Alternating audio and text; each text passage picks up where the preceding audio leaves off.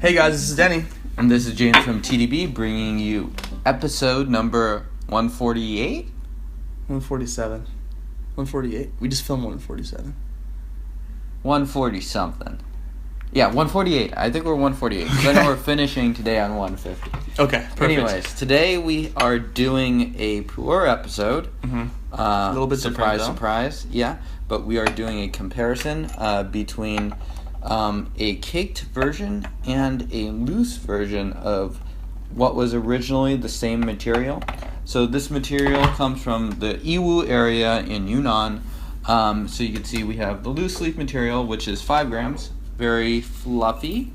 And we have the caked material, which Denny is dumping into that gaiwan. So the tea is the Sanhehao at Yiwu, which is a place where Linda Louie, who kindly provided these teas, sent the tea a couple times, acquired the leaf from. So let's have a smell here.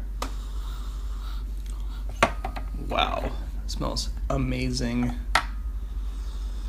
Oh my goodness, this smells so much more plummy and fruity. That smells much, in my opinion, much more just like saccharine, sweet, and floral. I'm actually not getting much of a nose off of either, so I need to get some hot water on these so yeah, I can smell it better.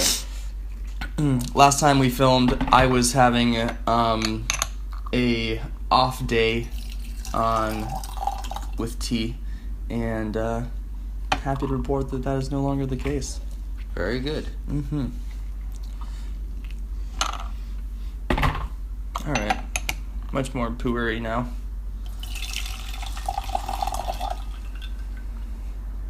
Difference in colors too. Yeah. Well, and you know, that makes a lot of sense, right? Think about the amount of surface area that's being exposed. This is a much lighter brew. This is a much darker, and it's probably going to the loose leaf is going to crap out much more quickly. I think the caked version, which is over on my right, and smells much better. It smells like a proper Pu'erh. It does. Some earth, some really sweet plum notes, I would say, coming off of that. That smells. This smells sweet and kind of fruity and different. Yeah, a little baking spice kind of stuff going on in there. Yeah, the smells are dramatically different though. Yeah.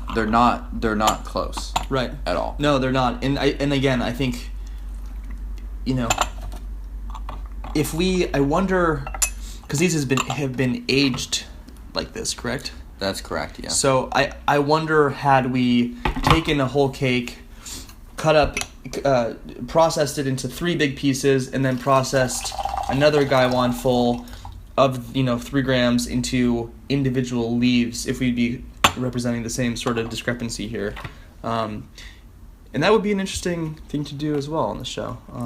Let us know in the comments if you guys want to see that. Yeah, so this is approaching 7 years in age, actually.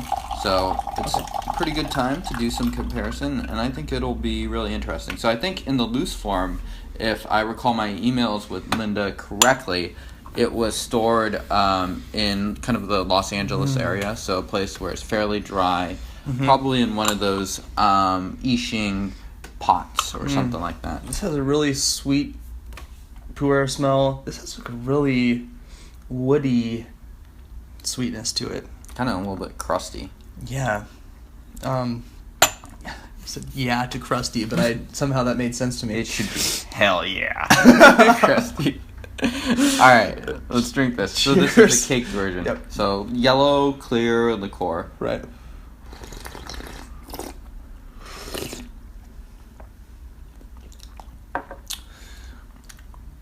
It tastes really earthy to me. Good body. Yeah. Little, not tartness at the tip of my tongue at the end of it, but some sort of textural thing going on at the tip of my tongue at the end. Note, I'm not sure how to place it. Yeah, I'm getting a lot of earthy, sandy kind of flavors off of this. Mm-hmm. Good depth to it. I can feel this tea definitely sit in the throat. It's light, pretty much still. Immediately. Right? Yeah. So I mean, this is also going to be a difference in how the teas are going to brew out. Precisely. Because this is in compressed form, it'll open up a little bit slower as opposed to this guy, for instance, which as soon as we dumped it in, it was filling up the entire gaiwan. So let's try the loose version now. Thank you, sir. As someone who drinks tea and makes tea for friends so often, it's awfully nice to have a friend pour you a cup. If you know what I mean. Cheers. Cheers.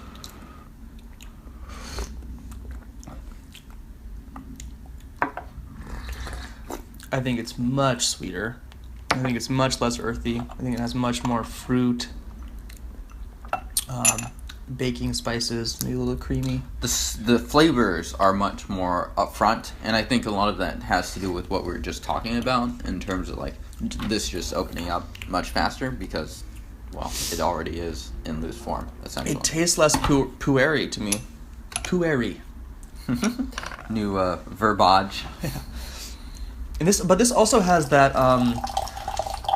It's not tart, but the mouth puckering, salivating, textural thing happening, as well. What are the ratios we're using here? So we're using 5 grams per 70 milliliters, okay. Which is my usual gung fu ratios. We can definitely see that this is darkening a bit. It's still not as dark as the loose form. If you're reading the colors the same as me. Let's have another sniff about these because I think there's a lot of key differences in the aroma. See the smell.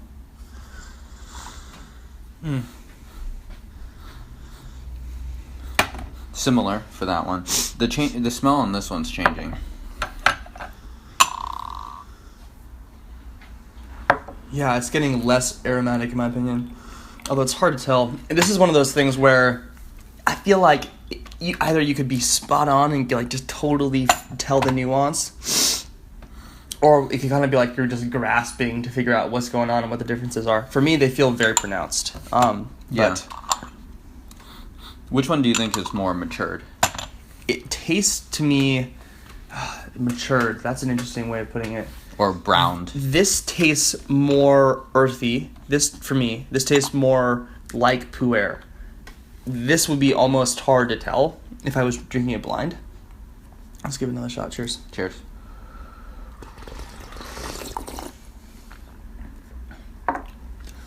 Yeah, it's got that peatiness that that is so Pu'erh, and but not as much on the front like you were sort of saying. I think maybe this almost lacks a little bit of the complexity that you can get out of this, but this might evolve a little bit better over time as a result of being pressed. I don't know. Mm-hmm. Yeah, I would say that I would agree with Denny that the caked version tastes a lot more like what I'm used to as far as Pu'erh.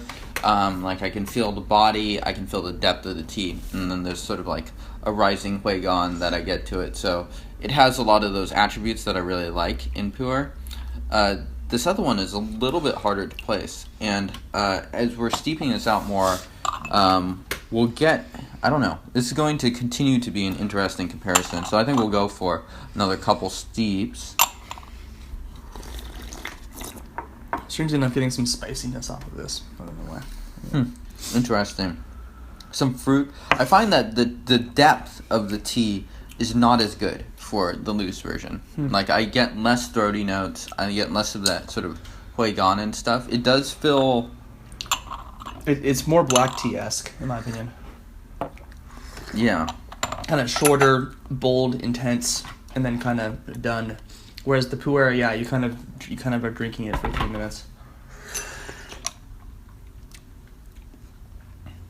This is fun.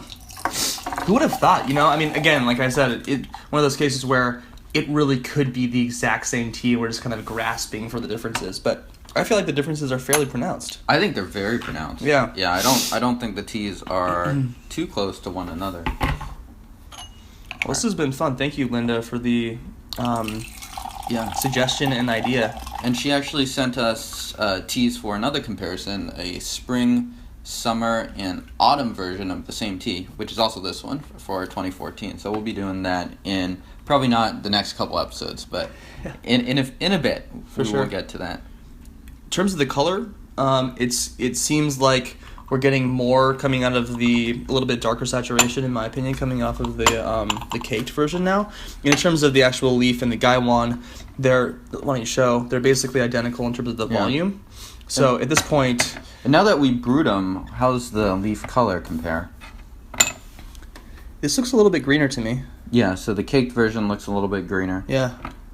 Interesting. I think that the loose leaf is just aging a little bit more aggressively, and losing some of the peatiness and that would happen in the aging process, but it's not getting those kind of complexities that can grow out of the longer stored pu'erh. So which one would you prefer to drink? Honestly, I'm going to say the loose leaf version. What about you? I think I like the caked version. I also think the caked version will continue to... I think it will get better. Like, if we were to do this comparison again in 5 years, I think it would be closer to no contest. Yeah. But I don't know. I mean, like, that's partially my intuition, too. With cake tea, I have biases towards cake tea as well, so... The cake version is really hitting its stride right now. Yeah. It's getting those sweeter flavors that were coming out more intensely. Mm-hmm. There's more bitterness in it as well. Yeah, that kind of earthy, peaty bitterness of that kind of classical pu'erh. Man, I'm feeling the energy. Oh my gosh, we have a lot of tea to drink today. Yeah, so this will be our final steep. All right. And through the magic of time, we are back. So this is going to be our final steep. Overall, they're feeling more similar now than they did earlier on in the session. So they're sort of converging. Mm-hmm. I think so. If I had to draw the lines, it'd sort of be like the loose leaf kind of accelerates up and then kind of slants down a little bit, whereas the cake kind of has more of a inverted, slower to get going, and then drips down at the end. Smell that? That's changing too. I get more floral notes off of it. Right. A little bit more of those young notes. The caked version, I should note, has clearly been relatively dry stored. I think it was probably Kunming stored. So it hasn't been the equivalent of storing it in Hong Kong or somewhere like that. Tropical. This one has maintained that sort of crusty fruit aroma to Yeah, it. what is that crusty thing you're talking about?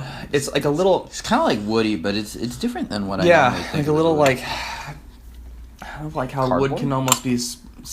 Cardboard. No. Can almost be kind of spiced in some weird way. Anyway. Alright, so we have the cake one more time. Mm-hmm. Some more fruity floral notes coming off of this now. Yeah, it definitely tastes sweeter. Yeah, there's still that sort of bitter undercurrent running through it, but hits the back of the mouth and stuff like that. And here is our final steep. Well, I will tell you folks at home, this is a fun way to drink tea. This is also a highly energizing way to drink tea. Yeah. Cheers. Cheers. Don't give this tea to your kids. It's kind of like giving them candy. Man, it's still though.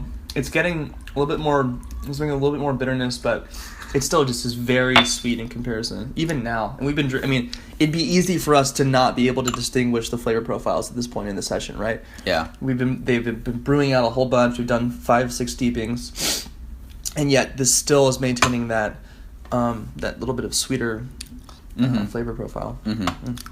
Yeah, and if I were to project how they would continue to brew out, I would guess that this loose version would steep out a little bit quicker, Definitely. It's not losing steam yet, so I think it still has a ways to go. But this tea, I think, is just starting to hit its stride. I think we would get probably a few more really good steeps out of this before we have to really start pushing that steep time. Yeah. Well, so Linda, thank you so much for your contributions. And if folks want to learn more about Bana Tea, what should they do, James? Yeah, they should check out Bana Tea Company. They're based over domestically here in the U.S. at kind of around the Los Angeles area. I know she does events and stuff like that. So if you are actually in that area, I think you should go check it out. Their tea is very good. They sell the caked version of this tea as well, a tea that I think I frankly enjoy a lot. So go check them out. And where could someone find out more about tea generally? Check us out on tdb.org, teadb.org, for weekly tastings, ton of content, all of the social medias that you could ever possibly need for medias. All the social medias. All of them. Yeah. We have been doing Periscope filming before our episodes, so check those out where we kind of walk through a lot of James's tea stuff, goof around. Not that we don't do that on the show all the time anyway. Subscribe to all the relevant stuff, and we will see you guys next time. Cheers. Cheers.